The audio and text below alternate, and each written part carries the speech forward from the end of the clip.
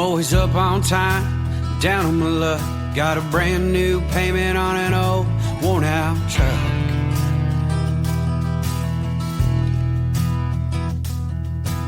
Papa told me back when I was 9, someday this farm, it'll be all mine.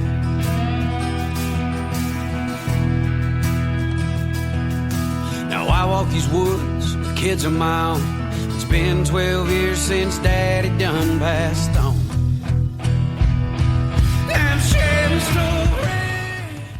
And we're back to the home of the Average Joe podcast. And guys, believe it or not, according to these two, we are on multiple platforms at the same time.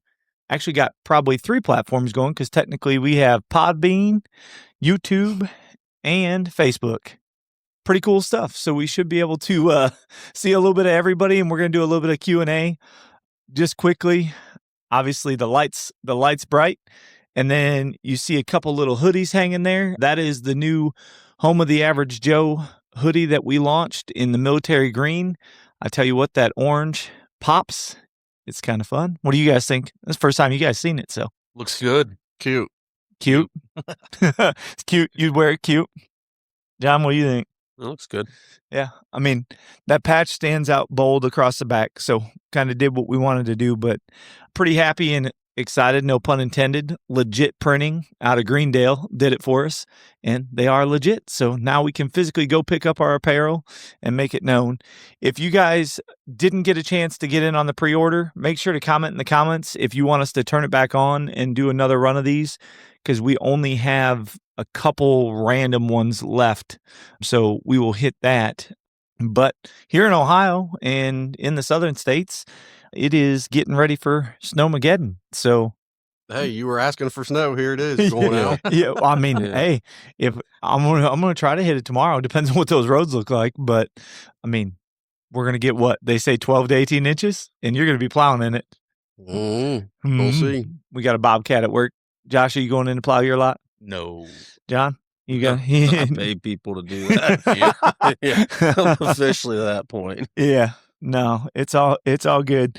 So no, seriously though, 2 weeks left here in Ohio this weekend, next weekend, and that's it.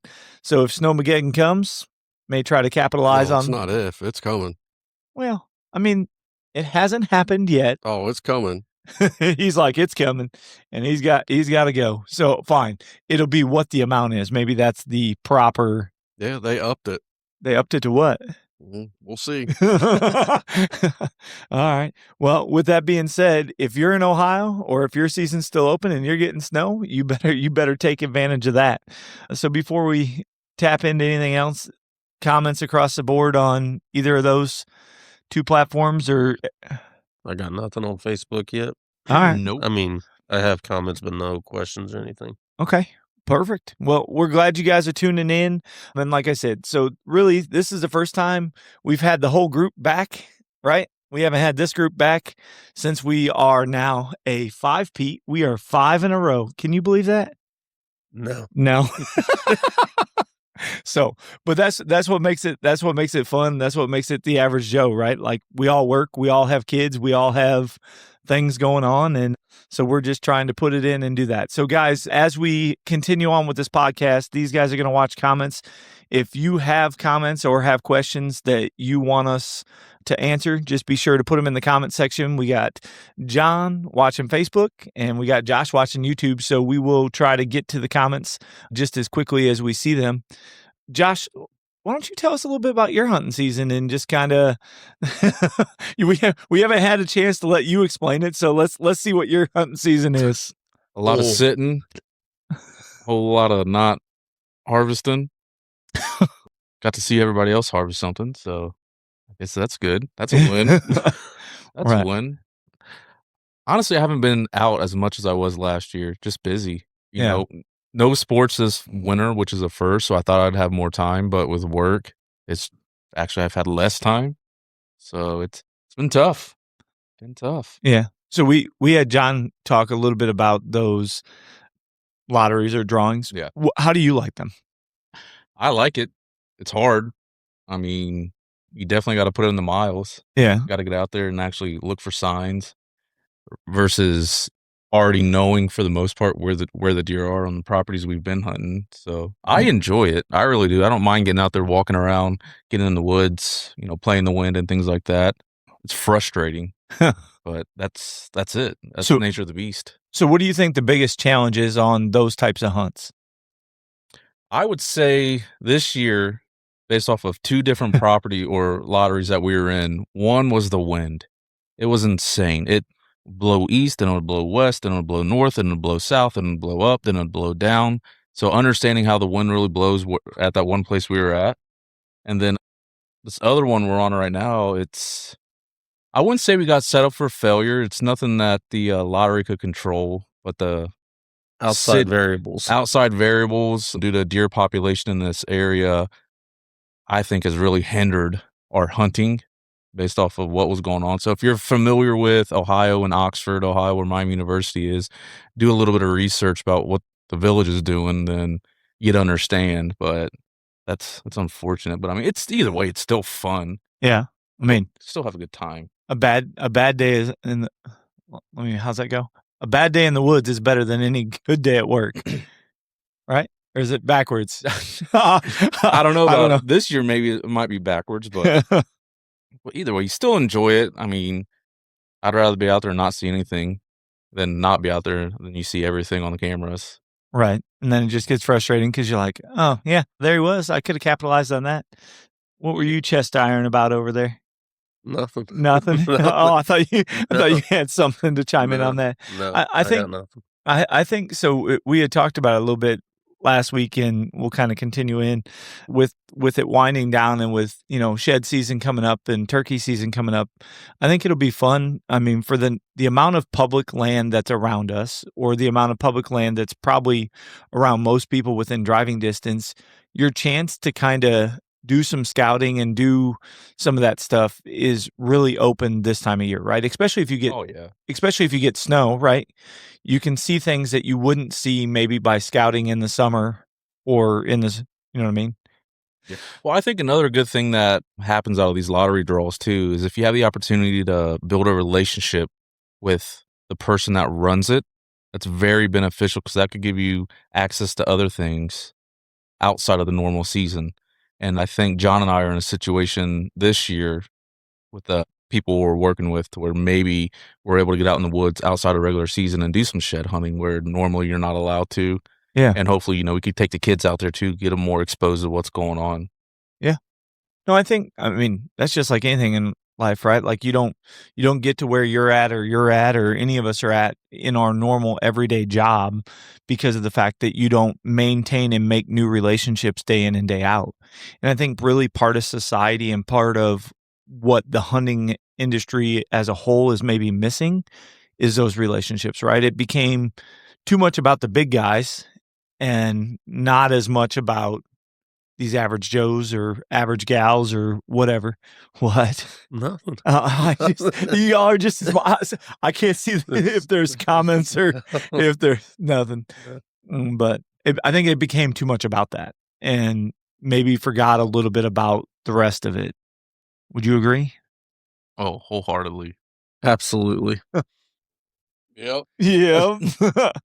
Well, I mean, you talked about it. I mean, maybe you didn't have that experience at the ATA with some of the bigger people, right? But you talked to, Oh, they're all cool. yeah, Scotty Evans and Roger and, a bunch of different people there. But I think in general, maybe even when trying to reach out, like as small as Hunting RX is, right? Reaching out and contacting these companies to try to build a relationship that we know is vitally important into the hunting industry to be able to broaden the horizons that we have as a company.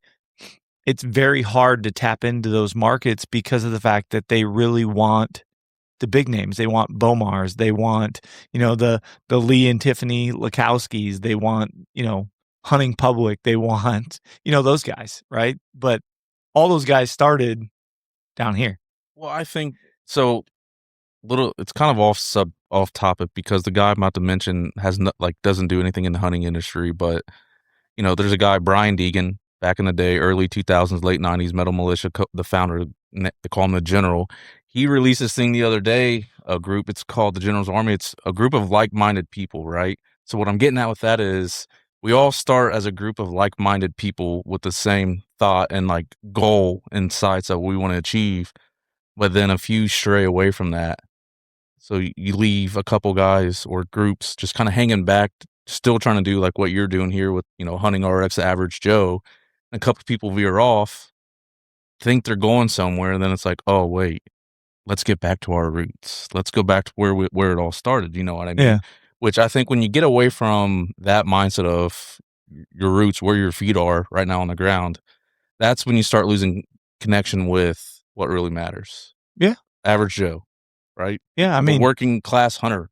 That's what matters, right? Yeah. I mean, everybody, unless you were like lucky and fell into just a pot of money when you were born. I mean, everybody has to work to be able to buy the things that they use in this hobby and in this lifestyle. And, the almighty dollar today is, worth more, right? Like you pinch those pennies, you do those things.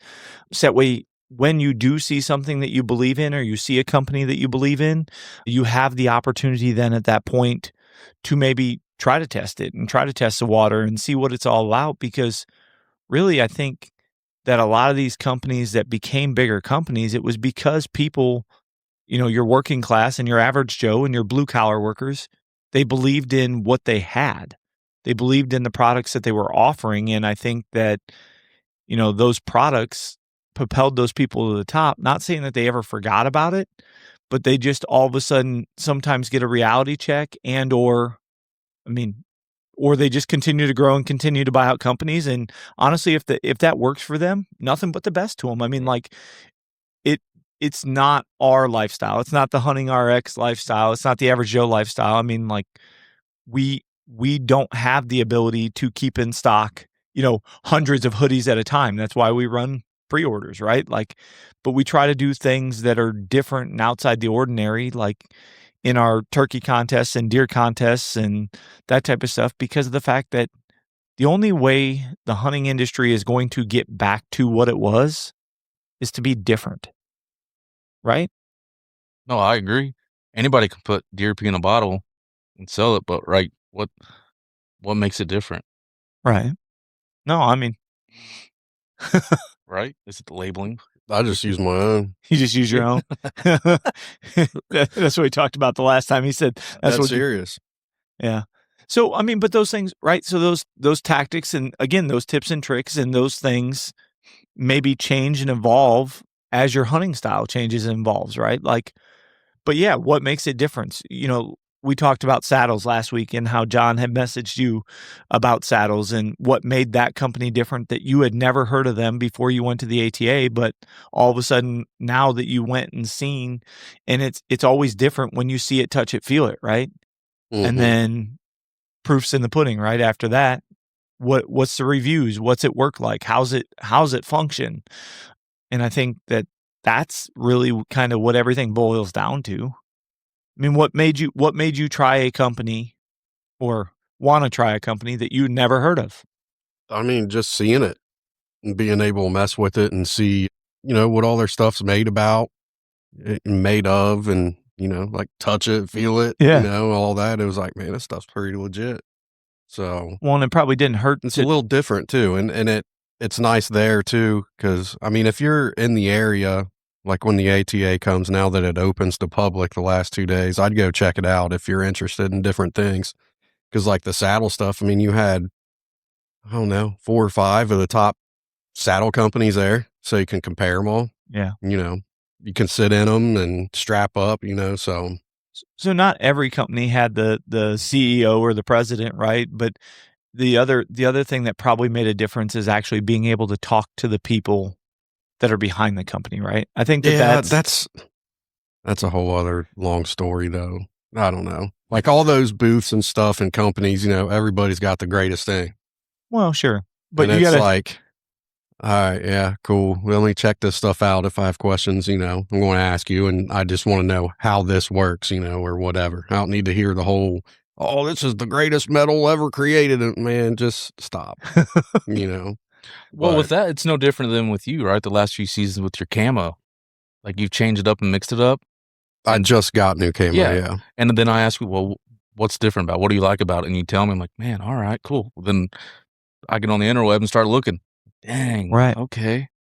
Well, if Tony likes it, we're similar in some of our, things we like, or hobbies or whatever it might be. Well, maybe I'll try it, You're not a U size though.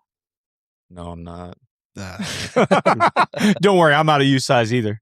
But okay, so take that. We'll go camo.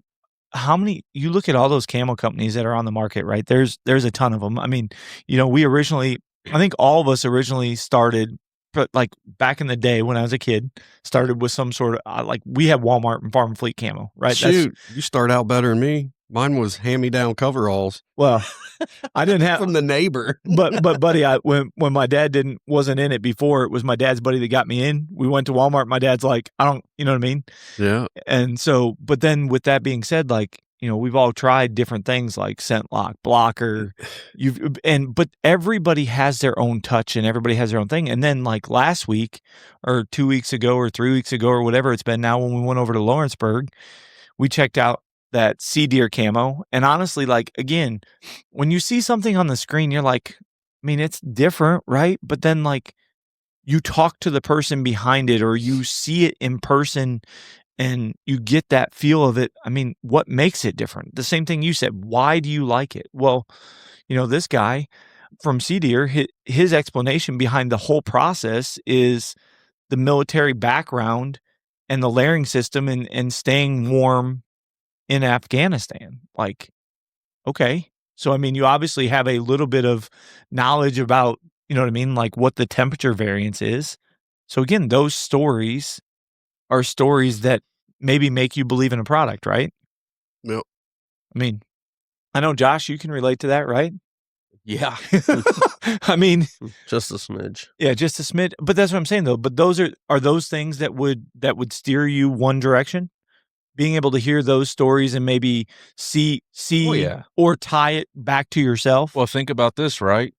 Hey, man, I had Maxxis on my car, right? Then we got new tires. I distribute tires, by the way. Then, we got a new line in, Master Track, Badlands. I said, John, dude, you might want to check these out, man. We've had them for almost a year, 0 warranty claims, no returns, nothing but happiness. Like positive reviews are a cheaper tire, but they're still a quality tire. Puts them on his truck. He starts running them. Like, what do you think? He's like, man, I like these.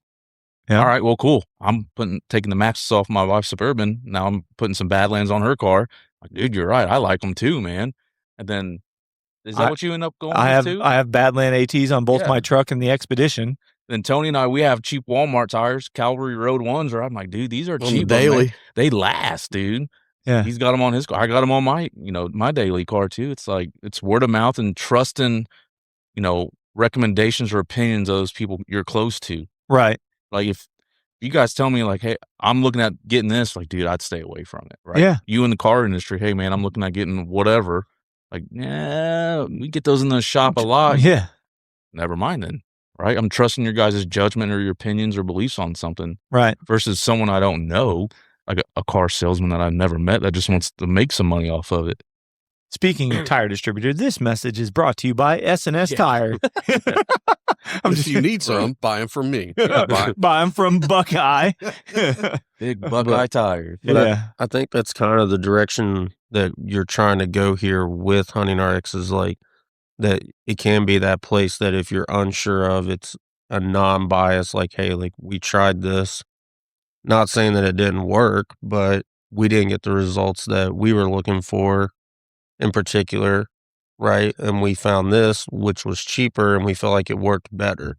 Right. Because, I mean, in the end, right, like your average Joe, like every dollar does count, right? Like every dollar means something.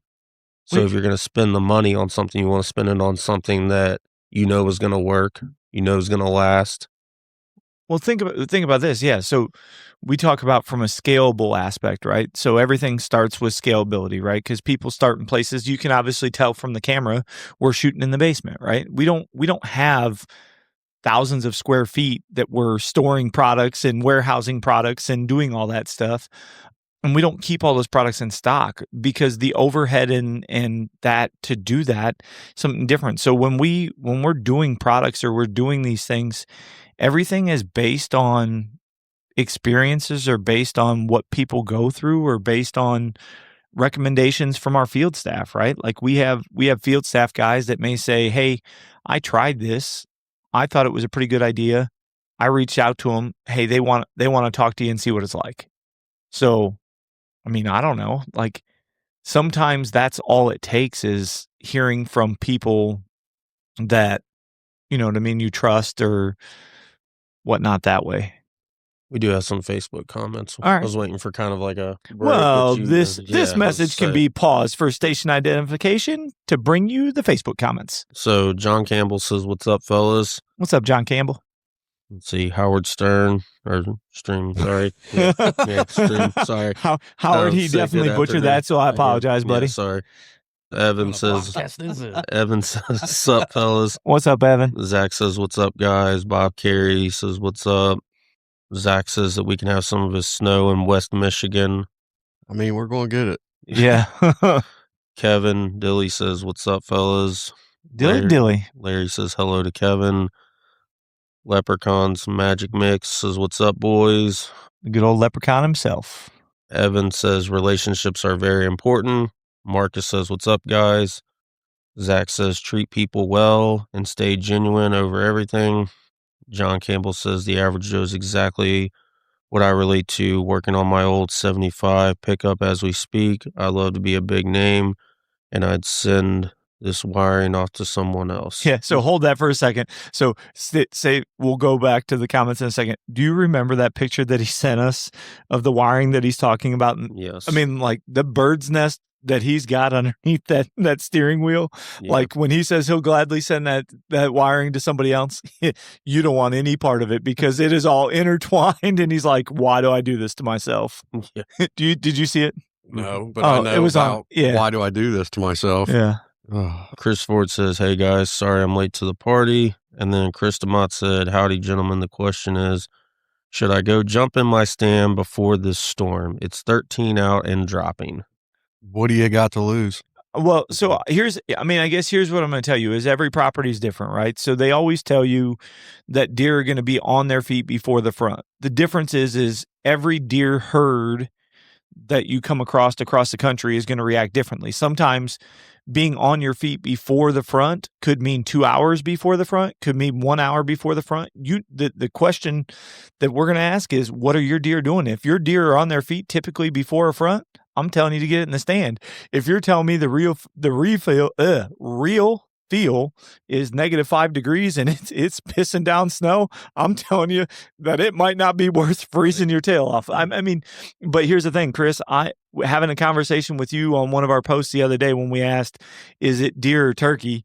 And you said your tags, and you've already done a couple different things, and you had a tag still burning your hole in your pocket, and you're waiting for that special deer. That deer, the caliber that you're waiting for, this could be the snowstorm that you needed for that deer to appear. So I'm going to tell you up, saddle up, cowboy, make it happen. Yeah. And then Larry said, "That's cold, brother. I went at 16 out and didn't see anything." And then told him, "Good luck if you go." And then Marcus says the interaction and transparency, integrity goes a long way. And then John Campbell said, "Most people don't know, but good Lord, it gets cold in Afghanistan and Iraq."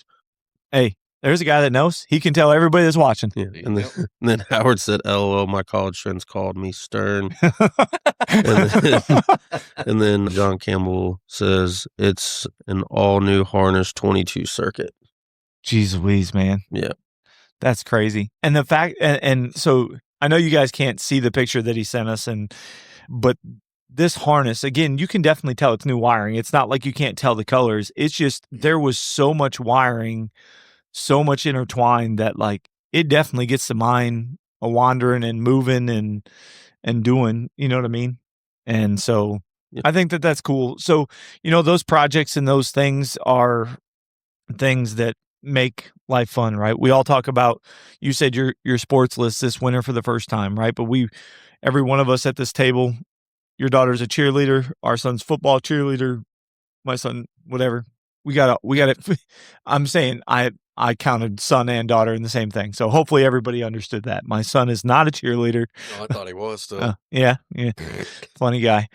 But the reality is that's life, right? Like, and those things are just genuine things that make it even more fun. Like you said, you haven't had the chance to hunt as much as you did last year, having those projects, off the table because you don't have sports, you're not traveling as much, but then work gets in the way. And so I think that that's what we can relate to. We all can relate to, well, work got in the way of us getting in the woods, right? Look at turkey season last year. We talked about it, like we're all jacked to go turkey hunting. Every time you guys call me, I'm working.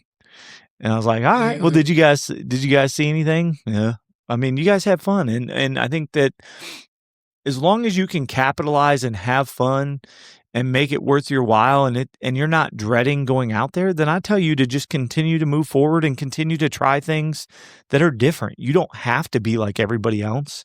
You don't have to wear, you know what I mean, the Sitka or the Kuiu, or you don't have to shoot whatever, like the top of the line. Do you, boo-boo, right? Yeah. I mean, Yeah. Yeah. Yep.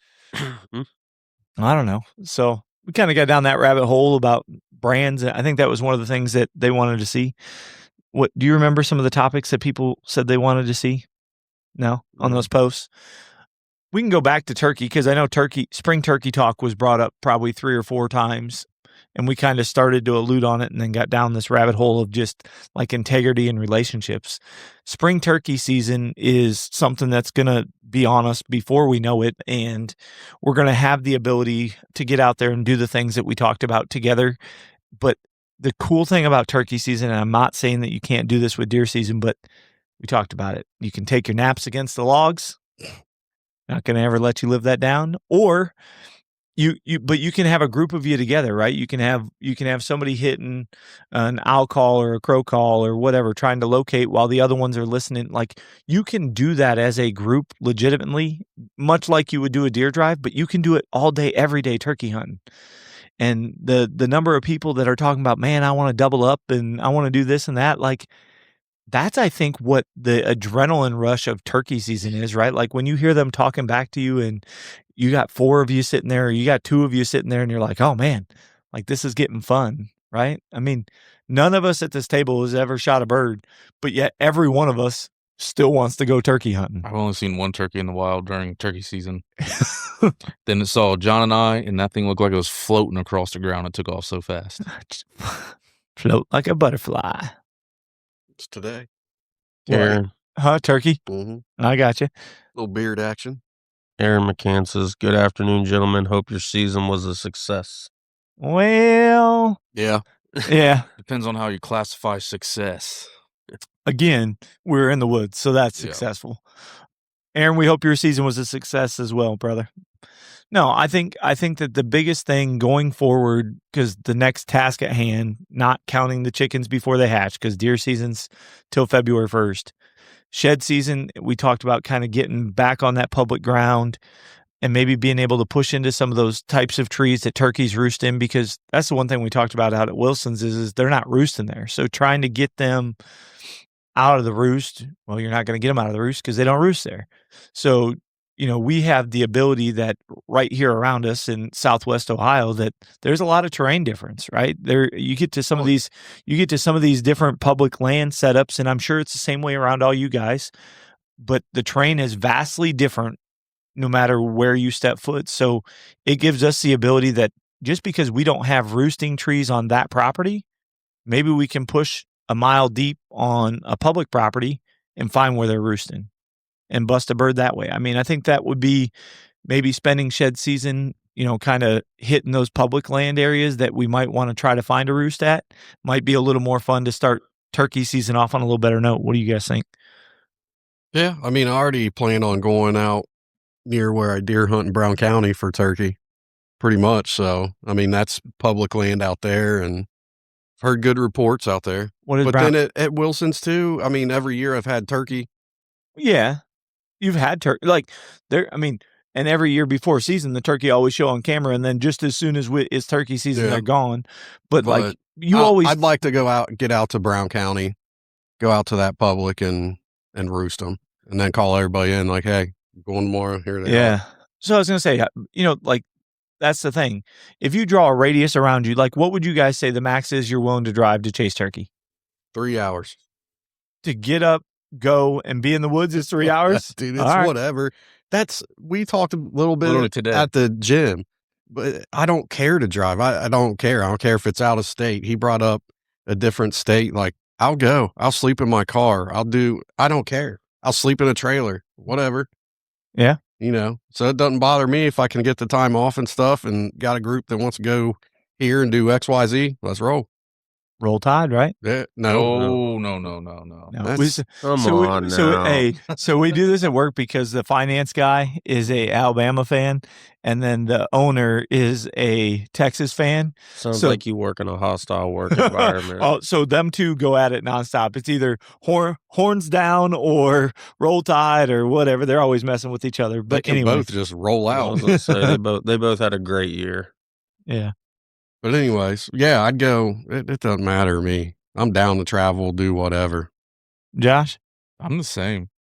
I've had opportunities to go to other states. It's finding the right time. Yeah. Right. What's more important right now is, family first, right? Making sure my kids are in sports. I'm involved in some way, or at least attending and supporting them, right? And investing in them, and work, right? That's who pays the bills. right? So if I can ever find the time, For I'm me, going. work can kick the dust. I don't care. Shoot.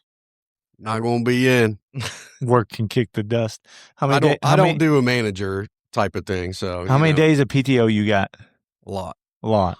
That's why you can say work can kick the I dust. save them, man. Yeah, we can only roll over so many. So Don't get to roll over any. Lost 70 this year, 70 plus last year. Hours, that is, not days. that is not days. Yeah, that's not the case for me. My work's very generous with PTO time. John, how far are you willing to drive? I mean, I'm in the same boat, whatever it takes. I mean, if it depends on the opportunity and who's all going and everything like that. I have zero issues with traveling to hunt. John Campbell says, man, I drive 3 hours to hunt everything, and I've slept in the bed of my truck with a tarp tossed up as a camp. Yeah. I mean, that's pretty legit. He's out west, Montana, I think Montana, and because he was chasing his daughter shot a muley this year, but being out, I mean, big sky country with a tarp in the back of the truck, that'd probably be pretty cool. I think you're going to make more memories like that versus. Oh, That's fun. Yeah. I mean, shoot, I went, what was that? Rio Grande. So that's close to like West Virginia in Ohio. And me, my dad, and his buddy, we went out. We slept in an old Airstreamer, like those metal things, you know? yeah. And you couldn't pull it or anything. It was just on the land. And there's a big old snake in there too that nobody could find, but we knew it was in there because you could see the sheds of it and Yeah. everything. But dude, that was freaking awesome. Like, No. yeah, well, whatever. I mean, it's a black snake. It's not going to do anything. I was gonna to say, you. as long as you didn't hear no rattle going, you're fine. So I mean, that was freaking awesome. I mean, it stormed like crazy and was windy as crap, but just being with the guys and everything, man, it was fun. I don't need any extravagant stay. It's whatever. I'm there for one thing. to unalive something. Hopefully. Yeah, or the memories, right? Yeah. Or the camaraderie, which again ultimately boils down to those relationships. So here's what my opinion on the camaraderie with hunting, right? Coming from a military background, almost 8.5 years active duty, right? I know I've told John this numerous times and some of my employees, is when you separate from the military, at least for me and people I've talked to, it's the biggest thing you miss is the camaraderie. You miss that, right? And a lot of the memories you make in the military aren't during the best of times. It's when you have your group with you close. Pardon my language, shit's hitting the fan usually, or something's going on out in the field doing a training exercise or whatever where it's crappy out. Yeah, That's when you make the most memories. Right. And hunting with a close group of friends, that's when, like, for me, that's the closest thing to the camaraderie I've ever gotten since being out of the military. I've taken a lot of value in that because, I miss it all the time, being with the troops, with my team or squad or platoon or whatever it is. Yeah. Out in the thick of it, crappy stuff, right? But when you're with the boys here, like, what are we doing this year? How are we going to do it? Like, I'm down. If we got to Yeah. buy a tent or throw a tarp up in the back of a pickup truck, sign me. Yeah. It might suck, but you're going to make more memories embracing the suck, as we like to say in the military, versus, in a nice log cabin. Yeah. embrace the suck and find out who, you all have each other's back. Well, guys, if you see the floor come crashing down, don't worry. That's just the kids above us. It's probably mine. No, it's all good. But yeah, I mean, I think that, the old adage of you truly want to know, I think in life, who truly has your back, right? Like you go through life and you're like, man, like it'd be nice to know who has my back.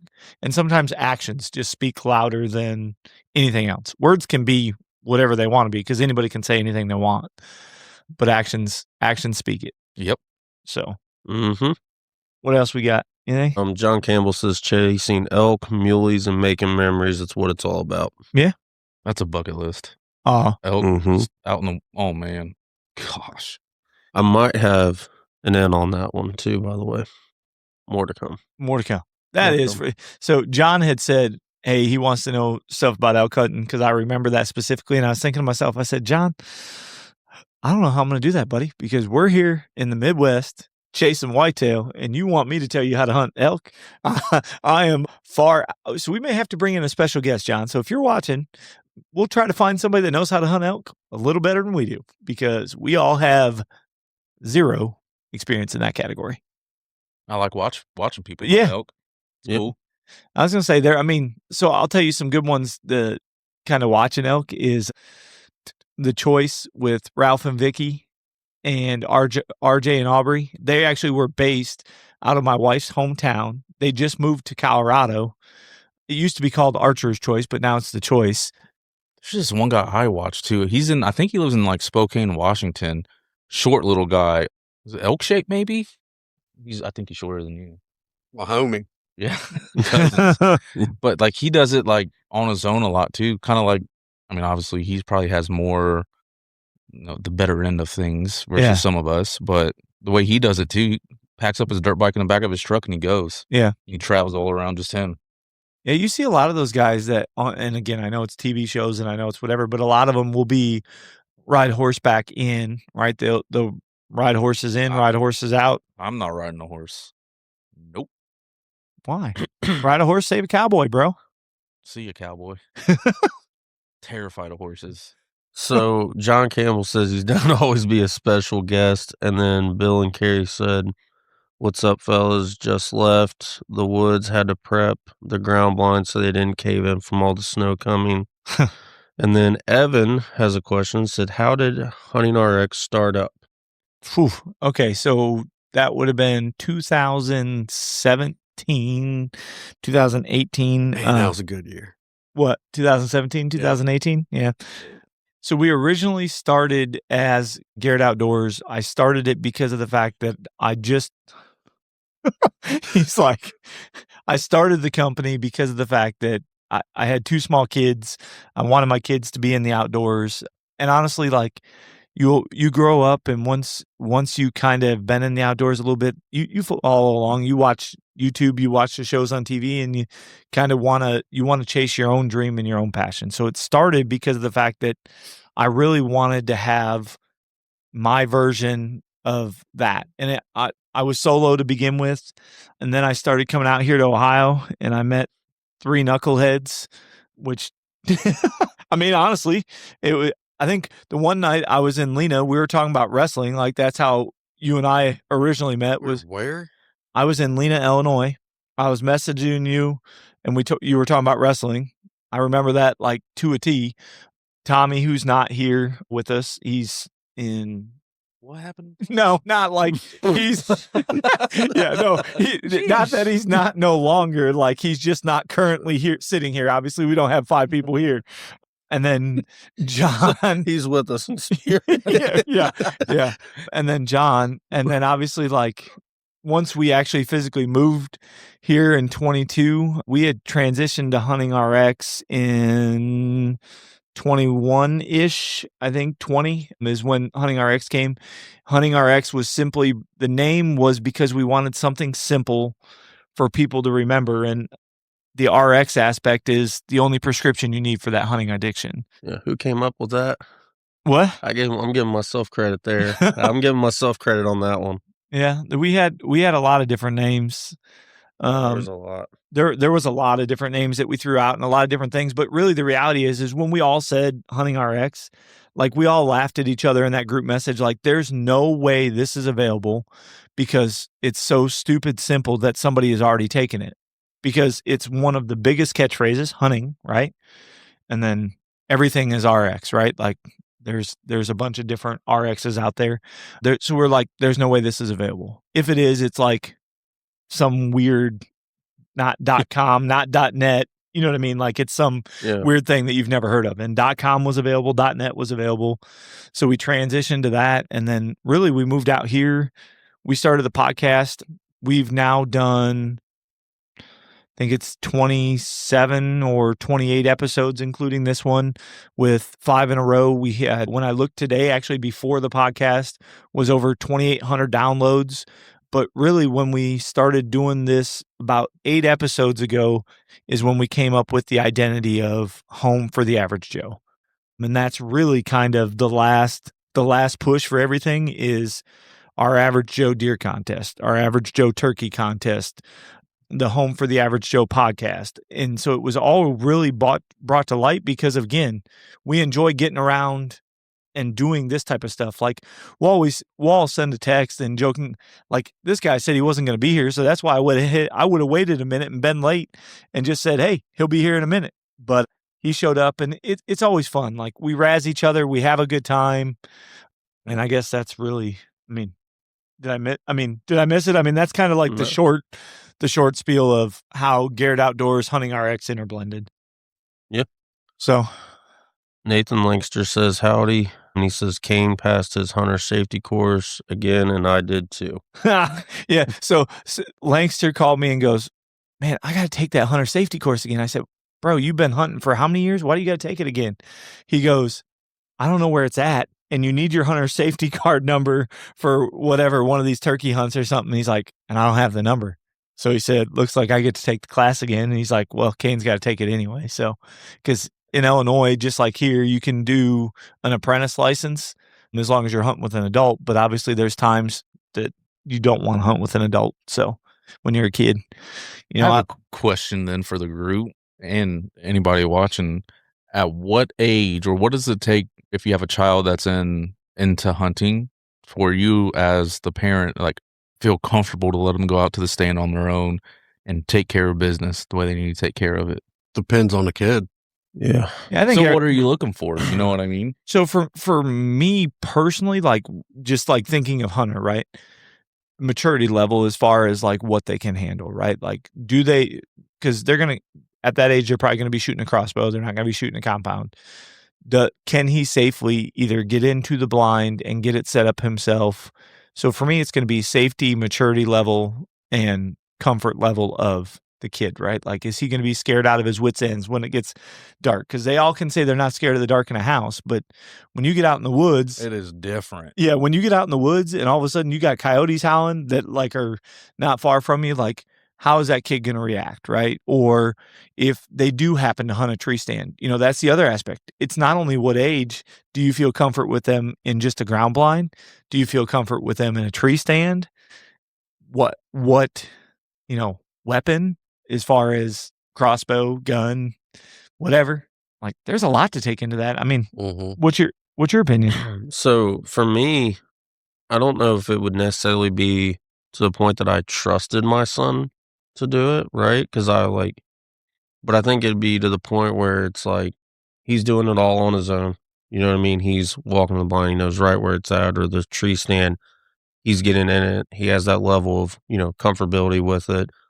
But also, like, selfishly, I'm going to want to be there for a majority of those hunts, right? Now, there may come a point where it's like, hey, Dad, I want to hunt on my own, right? And when they start to have that conversation, it's going to be like, okay, well, I'll put you here where I can still kind of keep an eye, right? Yeah. Like, we may not hunt in the same exact stand, but then I think it's just kind of like, it's probably no different like when your child gets their driver's license, right? Like, you're still going to want to know, like, what they're doing, keep an eye, like, I don't know, but I think to your point, right, there's a level of maturity that needs to be there, a level of experience and knowing how to handle, situations with your equipment, right? Like Josh and I had an interesting one with a piece of hunting equipment that, I mean, just caught us both off guard, and luckily we were able to get out of the situation without either one of us getting severely hurt or anything. But like, I wouldn't want to put my child in a situation where they're trying to fix like a situation that we're in, you know, by themselves, right? I Yeah. mean, it's no different than with us, right? Like if I'm going out hunting, this guy right here next to you and him, like, they'll both text, call me, you know what I mean? Like, "Hey, you good? You out?" You know what I mean? Like, anytime you're hunting by yourself, like, regardless of how experienced you are, Yeah. like, accidents, incidents can happen, right? Like, so I think there has to be, I don't know if I would ever be like, "Okay, here's the keys, go," by yourself out there with him, you know what I mean? Until you got to, like, being an adult. Yeah. I mean, I think it'd be one of But those it's things. about, like, when they start driving, that's pretty much, for a fact, like, they're gonna be hunting by themselves. That's what Yeah. it was for me. When I could drive or whatever, if I could go out somewhere, I was going. Makes sense. I mean, But I can't I was trying to think back when you guys were talking. I don't even know how old I was when I hunted the first time. Not say by myself, but by myself in the woods. Dad was hunting those same woods, but not with me. But yeah. So I don't even know. I They- don't remember when that was. So they used to like, okay, hey, I'm going to drop you off here. Right. I'll be back to get you, but you're on your own. And I think I was either 8th grade or freshman was the first time like I got to do that, right? Like where I didn't sit next to my dad's buddy who was the one that got me into hunting, right? It was one of those things where I'm going to drop you off at this spot. You're good to hunt by yourself, but I will be back to get you. Do not move. Because otherwise, like, That was all before cell phones and stuff too. Yeah. Yeah. So there was no checking in, like, No. you good, this, that, whatever. You think back to that, it's pretty wild. It's Well- like, dang. Well, dude, when they used to drop us off, so quick story on that. I was hunting a climber. I climbed a birch tree. That's not good. No, did not end up well. And my bottom came out from underneath me, and I'm sitting there basically hanging. And my dad and my dad's buddy happened to be sitting there because they waited till I got up. My harness was on, so like I didn't fall, thank goodness. But then I had to use my tow rope. I sent my tow rope down to my dad. I pull that back up the tree, get it repositioned. Then I come back down the tree and I pick a different tree because I was like, I ain't doing that again. But I also think it depends too, right? Like we're talking about like deer hunting, right? Like I remember going like coon hunting with my grandpa when I was young and I was Jake's age, and he's like, "You're gonna go in there and get the dog?" I'm like, "Aren't you going with me?" And he's like, "No, here's your radio. Go in there, get the dog, shoot the coon, and bring it out." And I'm just like, I mean, I was scared to death. I'm not Yeah. even gonna lie. Like, I mean, you're doing all of your hunting in the dark, and it scared me to death to do that. And once you do it a handful of times, you're just comfortable with it. So when I started deer hunting, I mean, I only went by myself. Yeah. No, that makes sense. Josh, what about you? I mean, when I don't know. Just because, so Leland, he's more interested in hunting. So I took him a few months ago for the first time, and he actually shot a rifle for the first time. And obviously he was nervous, right? Then as soon as he sent one down range, he was hooked. Yeah. And he shows more interest in hunting and versus Jackson, my middle son. But I don't know. He doesn't go enough. I would have to be with him several hunts, like a bunch, almost a full season with him every single time he went Yeah. out, because you want to have confidence, right? That the kid knows what they're gonna do. Right. And now Leland, he's super coachable. He retains information, and he's an active listener. So I know he would get it and get it quick. Yeah. But I also don't want him to be out there and not be confident in his abilities. And to me, that would kind of be the deciding factor. Like, are Makes you sense. confident in your decision-making abilities? But the thing is too, like it always circles back for me to, look, if your kid's into hunting and stuff, guess what? Until they hit 16, 9 You're times with out of them. 10, you're going to be hunting with them. Yeah. So, I mean, I think 16 is kind of where it's like, you may get that question. They're like, hey, I'm going to go out. And I don't care if you can, Dad, but I'm going, Yeah. But I think by then, if you have a kid that's been in it for a little while, you as a parent, like, yeah, they're good, but you're Yeah. still going to worry. I mean, shoot, my dad still worries when he knows I'm out hunting. if I don't text him Right. that I'm out of the woods or whatever, he'll shoot me a text. He's like, so like, we good? Oh shoot. Yeah. We Yeah. good. Because that's the thing too, Yeah. you know, there's a spot where I hunt. It's an hour away. If I'm hanging from a tree, you know, I'm an hour away from anybody. Right.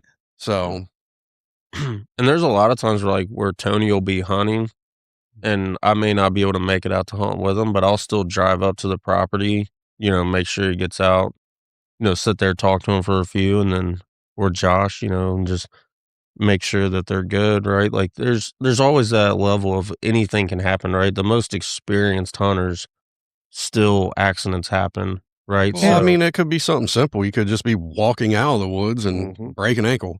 Yeah. I mean, hit a pothole, as I call it, but hit a hole that you don't see walking in the dark, and it's all she wrote. Yeah. And on public land, right? Like you got different other things, right? Like trapping, you could step into some type of trap or something. I mean, there's a lot of things that can go wrong, right? And I don't know, like again, for me, like the selfish side of me is like I'm gonna want to be there with them as many hunts as I can, Right. and you will, and it will continue to. It's just what happens, Yeah. yeah. And then, but that goes back to those memories things, right? Like, so we do this because of the camaraderie and the memories and the relationships. Well, you want those relationships with your kids and the memories that you have with your kids, like really probably until your kids say, Dad, I don't want to hunt with you no more. Or like, and I don't think that happens. well, though, no, either. I mean, yeah, I mean, here's the thing. I don't think that's the thing, but I'm just saying, like, until they say like, Dad, I'm good, or like, Dad, I'm going to go hunt with one of my friends or whatever, you know what I mean? Like, I think really until that happens, I don't think there really is a decision that, hey, I ain't hunting with you. No, You may- I don't think that happens. I think it's the whole, like we've basically hit around, you're out there hunting with your dad, grandfather, whoever as a kid. And then it just kind of graduates to, hey, I'm going to drop you off at this tree or whatever. Here's your stand that you're going to hunt. I'm going to go hunt over here. Cause now, as a parent or whatever, you have that confidence in your kid. And then it's like, okay, now we're hunting different areas, more chances for deer, more chances for both of us to possibly put one down. And I just think it's like a transition that nobody really thinks about. There's no, hey, I don't want to hunt with you anymore or anything like that. It just transitions. It's transitioning as a hunter, basically. Yeah.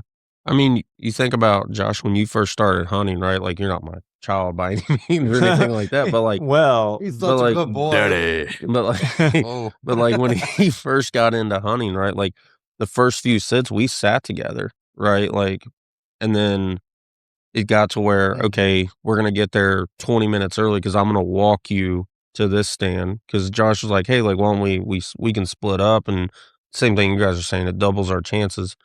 Then it got to where it was like, okay, well, there's another stand. You're still semi-close, right? And we can kind of, I'm still nearby if something happens. And, I would walk him to that stand. He would get up in the stand, and then I would go to the stand that I was going to hunt.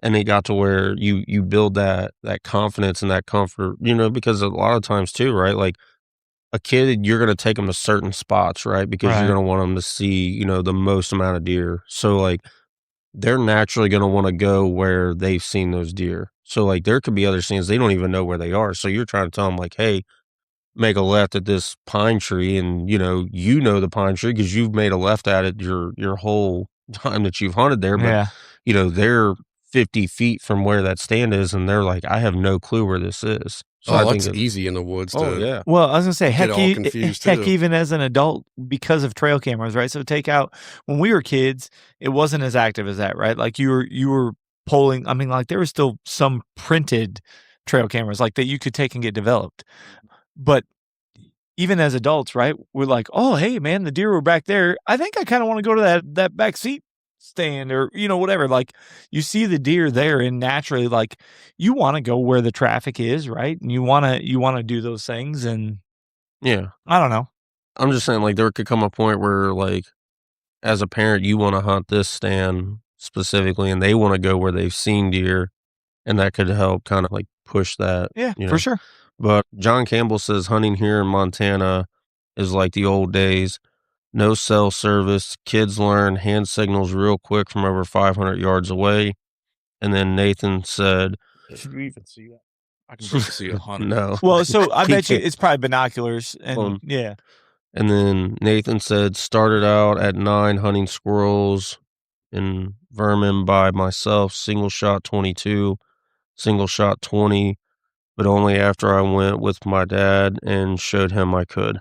Right. See, Okay. so like that's okay. That's a good example because I have a 22 at the house. I bought when I was 18 before I went left for the army.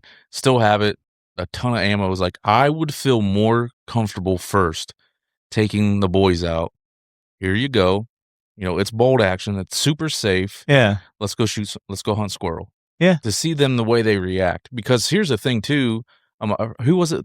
Someone said something about Afghanistan is, you know, you prepare, like in the military, you prepare for war until, you know, you might think you're ready until it's time to, you know, be about that business. Yeah. Then you freeze, right? Yeah. I wouldn't want my kid to be in that situation because not everybody's capable of, you know, taking something, right? You know, I wouldn't want to crush their confidence in themselves. You know, it's easier to do it when someone's there, right? You have someone to back you up or motivate you through it, whatever. But I wouldn't want my kid to get out there by themselves first time and try to unalive something, then freeze, then lose interest because of it or lose self-confidence versus there's some rabbits, here's some squirrels, here's 22, you know, you don't have to be quiet. Let's go for a walk. Yeah. You see it, bang, there you go. No, it makes sense. Think about the first time we took the 3 boys out turkey hunting. And Josh and I are sitting at the back of the blind, right? And we've got the 3 boys in front of us and 2 of them up on crossbows for turkey season. And we've got 2 or 3 turkey decoys in front of us and we're calling.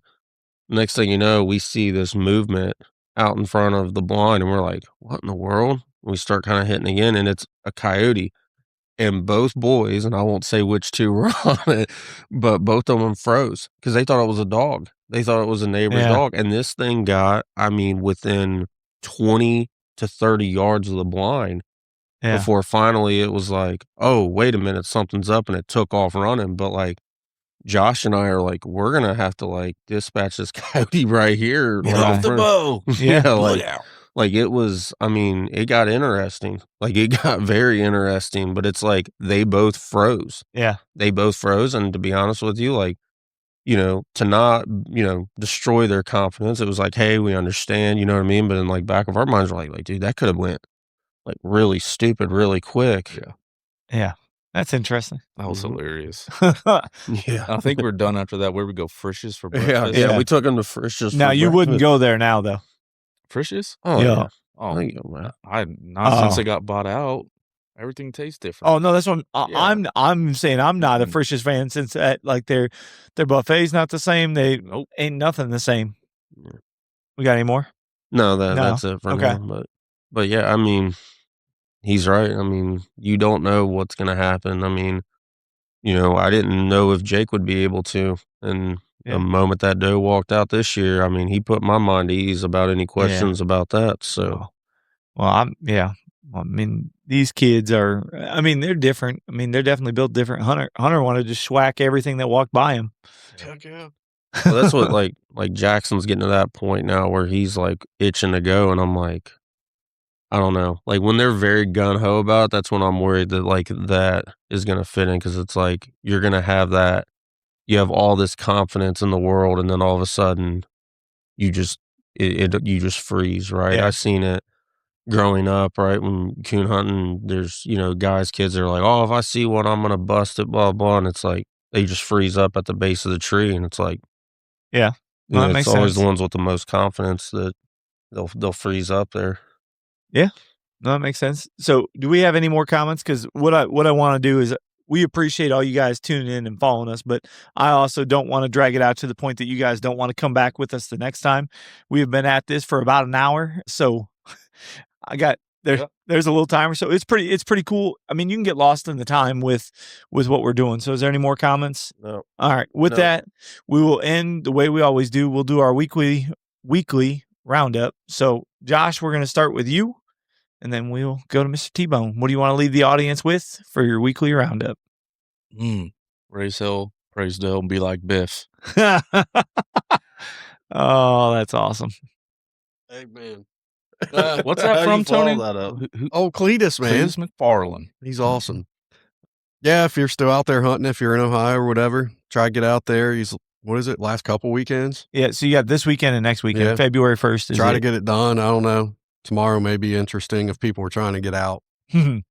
But, try to get it done. If not, whatever. There's next year. Get ready. You are, like I've said every time, I'm ready for turkey season. So Yeah, turkey season's coming. John? Just be safe. Be I mean, safe. that's the biggest thing, right? Like we got some weather going in. I know there's been a couple guys that have been on there saying that they're thinking about going out, and if you are, just be safe. You know what I mean? Everything's going to get more slick and crazy things happen. Just Yeah. be safe if you're being out there, and yeah, that's all I really got. Cool. Well, with that, guys, we're going to wrap this week up, but be sure if you want to see any of the stuff that we're talking about, like the Average Joe hoodies, or if you want to catch up on our YouTube or our podcast, visit www.huntingrx.com. All of it's on there. You can click on all that. You can send, if you got any hero shots that you want us to post up to the main page, send that to info@huntingrx.com, and we'll get you thrown up on the main page. But we couldn't do what we do each and every week or since we started this company without you. It takes every average Joe, every blue collar worker, everyone behind us in order for us to have fun. So I can't thank you guys enough. With that being said, we're going to wrap this week up. Until the next time, we'll see y'all. be like this.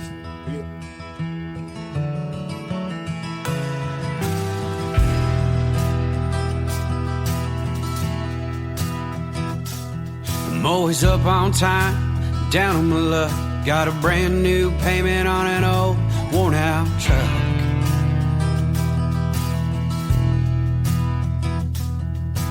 Papa told me back when I was 9, someday this farm, it'll be all mine.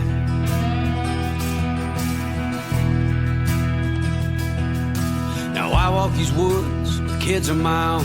It's been 12 years since Dad